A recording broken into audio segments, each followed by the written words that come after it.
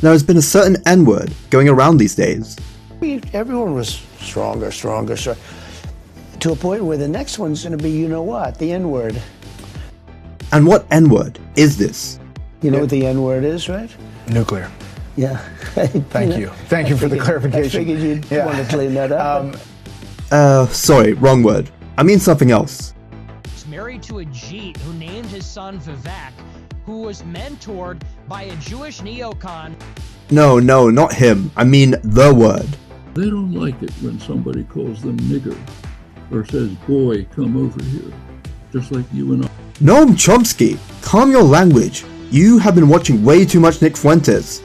I mean the other N-word, NIMBY, or not in my backyard. Okay, that's an acronym, not a word, but what does it mean? NIMBYism is the opposition to building certain types of housing or property developments from residents in their local area.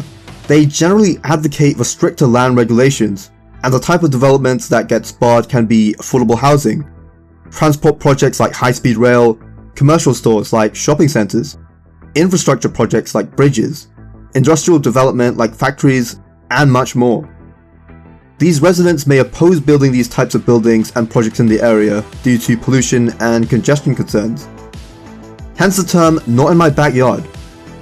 But I think one major reason they oppose these buildings is because they are afraid it will reduce the value of their homes.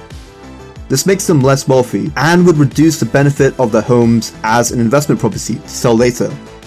They argue that these projects and buildings are of low quality and may attract less than reputable residents to the area, making the area less valuable. This in turn reduces the local home values. Alternatively, more buildings via the law of supply and demand increases competition between homes and reduces prices. But more on that later. Someone who has seemingly embraced aspects of NIMBYism from the recent comments is the American president, Donald Trump. I'm going to ask Scott Turner to speak really quickly about housing because, in my opinion, I have very strong opinions on housing. That's what I did for a long time. I did good with it. But, you know, we got to get interest rates down even lower. They are now pretty low, but we got to get them lower. And I'm a big factor, to me, the biggest factor is interest rates for housing. Only in that, you know, you have a lot of people that have become wealthy in the last year because their house value has gone up. And, you know, when you get the housing, when you make it too easy and too cheap to buy houses, those values come down. I don't want those values to come down. We have millions of people that own houses, and for the first time in their life, they're wealthy because their house is worth $500,000 or $600,000 or more or less, but more money than it's ever been worth before. I don't want to do anything to knock that down, and so I want to be very careful with this. You know, you make housing, I can turn on housing immediately, but you make it too easy and you're going to knock the value down of people that own houses. I want to, for those people, those millions of people that own houses, we're going to drive those values up, but we're also going to try making it easier for people to buy. The best thing that can happen for both groups of people. The Donald is making a rather economically illiterate argument here. Yes, high home values can be good for homeowners or for investors, but the direct reason that people find it hard to afford homes is that they are too expensive. The home values are way too high. It used to be much cheaper. I mean, the average age for a first-time house buyer was 28 in 1991, but that rose to 38 in 2024. House prices are already way too high, Mr. Trump. Would your supporters want this? Even a poll I done for my channel unanimously voted against you. Then again, it's 25 votes and from a YouTube channel. But something tells me America would prefer cheaper house prices over high home values, especially the younger generation. But let me point out the obvious to someone who is an American president. If you have high home values, you will have less people who can afford to buy them. And then you will have much less homeowners, a country of renters. It's basic economics. Investing in housing assets is fine, but it shouldn't be at the expense of people not being able to buy homes. Your priority as president should be housing affordability. The homeowners already have homes to comfortably live in. There are other ways they can invest if they are actually worried about low home values. I mean, it's really weird when you say it's a problem if it's too easy or too cheap to get housing. That means by definition that housing is very affordable. Wow. I didn't know that. I just, you're telling me now for the first time. But why are home values so high? Why is housing not affordable? Because there is not enough housing. And why is that? You see, when there are few homes in an area, but a large amount of people, there is way too much demand from people for way few houses. This gives home sellers bargaining power to set much higher prices, and people will be forced to accept these high prices. But investors see the profitable opportunity here, and as long as there is space to build houses in the area, investors will spend money to build more houses. And this creates more housing where there would be roughly enough homes to house the entire population. The investors know if they charge lower prices than the old sellers, people will come to them and buy their houses. So when they do this, the older home sellers are forced to charge lower home prices. And the more houses are built, the more home prices fall. In other words, we need more market rate housing. And there is a lot of empirical evidence for this. One estimate shows that if the quantity of housing increases by 1%, then house prices would fall by around 2%. In addition, according to one study in New York City, when market rate housing of high-rise buildings of 7 stories was introduced, quote, rents fell by 1.6% within 500 feet of new high-rises 1 year after their completion, and persistently thereafter. Rents declined for upper, mid, and low-rent buildings within 500 feet, but the results were not statistically significant for low-rent buildings. Another study was on San Francisco by Kate Pennington, which looked at market rate housing being produced in San Francisco. Within a 100-meter radius of these market rate developments, the risk of displacement to a neighborhood with a lower income falls by 17.1%, and rents fall by 2% within the same radius. That second last point meant poor people were less likely to move to poorer areas. So, more housing supply lowers prices and rents. But now we have a new question. Why are there not enough houses? 2 words. Government regulations. Government regulations such as building restrictions and zoning laws make it hard to build housing. For instance, zoning laws can manifest as building permits, which can take too long to approve, making house building slower. As a result, these zoning laws decrease the housing supply. These zoning laws are also sometimes pushed by the same NIMBY residents to limit the amount of new properties in their building. Researchers from the Federal Reserve Bank of New York looked into these zoning laws, using the 1989 Wharton Land Use Control Survey to find measures of zoning in the central cities of 45 metropolitan areas.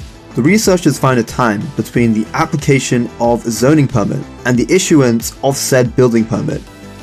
This zoning measure can take on values ranging from 1 to 5. The value of zoning takes a value of 1 if the amount of time it takes to receive a permit takes less than 3 months, a value of 2 if it takes between 3 and 6 months, a value of 3 if it takes between 7 and 12 months, a value of 4 if it takes between 1 and 2 years, and 5 if it takes more than 2 years. As you increase the index by 1, 15% of the housing stock becomes quite expensive. In addition, quote, increasing a single category in terms of permit issuance lag is associated with a nearly $7 per square feet increase in the implicit zoning tax, unquote. Pow! So the lack of housing is correlated with burdensome regulations and excess zoning permit waiting times. So it's clear that if you want to help people with the housing market, it's cutting these zoning laws and building restrictions that make it harder to build homes, hurting the housing supply and raising prices. If you enjoyed that video so far, please like and comment as it can really boost my video in the YouTube algorithm. Feel free to comment something like build more housing or make housing great again. But there is a solution to increase housing: upzoning. Upzoning is when land use regulations are relaxed on a parcel or plot of land to allow for more housing construction. And it has been used in Switzerland, as shown by researchers in a study. They look at something called floor to area ratio regulations, or FAR for short, which are the zoning regulations that limit the construction of housing. There are 3 types of zoning scenarios in the study. One city where there are no FAR regulations, one city that is entirely covered by FAR regulations, and another scenario where half of the city has no FAR regulations while the other half is covered by FAR regulations. Switzerland has that Canton Zurich which has municipalities, and each municipality has their own urban planning department with the ability to set their own zoning plan to regulate the land use regulations on a plot of land. It also collects zoning data on FAR restrictions and parcel level zoning regulations. Zurich is a great canton to compare for housing, since it is Switzerland's largest metropolitan area with 1.5 million people back in 2019 and a major finance and tech hub with a variety of financial institutions and technology companies like Google and Facebook, which contributes to high house price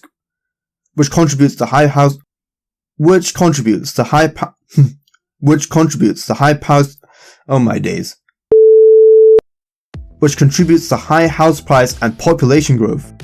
And this makes it relevant to similar cities like New York, San Francisco, and London. In terms of these zoning plans, the Cantonale, which I'm pretty sure I just butchered its pronunciation, is a quote-unquote master plan of the Canton of Zurich, which sets out basic regulations to be respected. Afterwards, the city passes the zoning plan. Sometimes large cities in Zurich vote on whether to accept these new zoning plans. As a result, upzoning in the context of Zurich would be a change in FAR restrictions such that landowners can build more housing on a given plot of land, and this upzoning can only take place when a new zoning plan is passed. Switzerland's 169 municipalities change their zoning plans roughly every 15 to 20 years, but the municipalities try to identify new areas suitable for higher density, such as near train stations. P.S. Most cases of upzoning are relatively small changes in the allowed FAR ratio, such as by adding 1 or 2 more floors to the building. The researchers retrieved zoning plans from the Statistical Office of the Canton of Zurich, housing stock from the Federal Register of Buildings and Habitations, as well as rent data and housing characteristics from the data provider Metasys. But they used a variety of statistical methods to check the effects on housing supply and rents, so they got a range of different data points and numbers based on this, so bear with me here. When looking at the Canton of Zurich from 1995 to 2020, a 10% increase in zoning raises the housing supply by 1.2% after 5 years. In addition, housing supply increases by 6.6% in an upzoned parcel rather than a non-upzoned parcel. Another estimate showed that housing supply increases by 9.5% in an upzoned parcel rather than a non-upzoned parcel. I didn't know that. You're telling me now for the first time. When upzoning a housing cell by 20%, it increased housing supply by 9.6% or 15.5% depending on the methodology. Now, effects on rents for the most part were statistically insignificant / close to zero, but that's probably because the rental decrease caused by a rise in housing supply dissipated to the whole city. The greater housing supply affected the rents of properties that weren't upzoned but were in the city anyways. So that explains the low rental number. Overall, the additional housing supply from upzoning makes housing more affordable. Of course, Trump suggested a solution that can allegedly balance both housing affordability and housing wealth. I'm going to ask Scott Turner to speak really quickly about housing because, in my opinion, I have very strong opinions on housing. That's what I did for a long time. I did good with it. But, we got to get interest rates down even lower. They are now pretty low, but we got to get them lower. And I'm a big factor, to me, the biggest factor is interest rates for housing. Only is lower interest rates, and those interest rates are coming down. And with a proper, intelligent person at the Fed, that person will be able to work with us to get interest rates down. That covers all of the sins. It covers everything.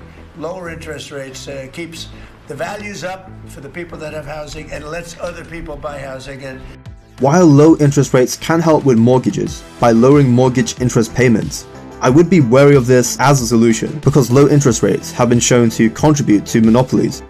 Lower interest rates make cash flows in the future more valuable, increasing the incentive for large businesses to increase their market share. It causes them to compete more fiercely, and it raises their monopoly power. This is because high interest rates increase the cost of borrowing, so higher rates would lower borrowing, which lowers business investment, especially for big businesses, and lowers monopolization. Quote, when interest rates are very high, dominant firms are unwilling to invest heavily today to prevent the loss of future market share. This unwillingness results in monopolized industries that revert back to competitive industries quickly. As interest rates decline, dominant firms invest more and more to prevent future loss of market share. These actions on the part of dominant firms result in monopolized industries that stay monopolized for longer, unquote. And this was empirically backed, as the study found that a fall in the interest rate led to, quote, significantly larger gains for dominant firms, defined as the top 5% in an industry with alternative definitions for robustness. I didn't know that. You're telling me now for the first time. Overall, the NIMBY movement kinda sucks.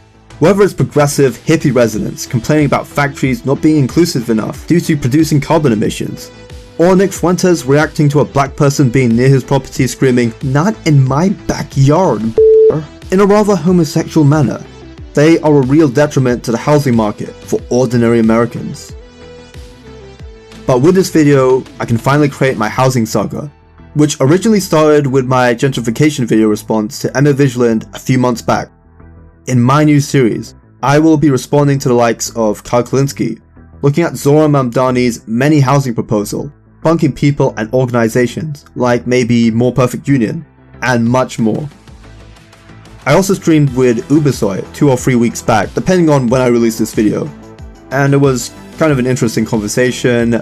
I typed too loud and he was annoyed by that. We talked about Nick Fuentes being gay, the whole Elijah and Sarah Stock drama, which I think I'm going to do a video on soon, and much more, including his intended policies for demographics, will you say. Let's just say I'm not a big fan of that, but it's what it is. The link to that stream, where you can either check out my stream or where it was originally uploaded at my friend Toasted's channel, is in the pinned comment below. Feel free to check it out, especially Toasted's channel link, since Toasted is the one that organized this stream between me and Ubersoy, so I'm really grateful to him for that. If you enjoyed this video, please give a like and comment, as it would really help me in the YouTube algorithm, and click the subscribe button for more future content. Click the bell option, as you're more likely to be notified of my future videos. I'm also thinking about maybe uploading on Rumble, but I'm done for today. Bye guys.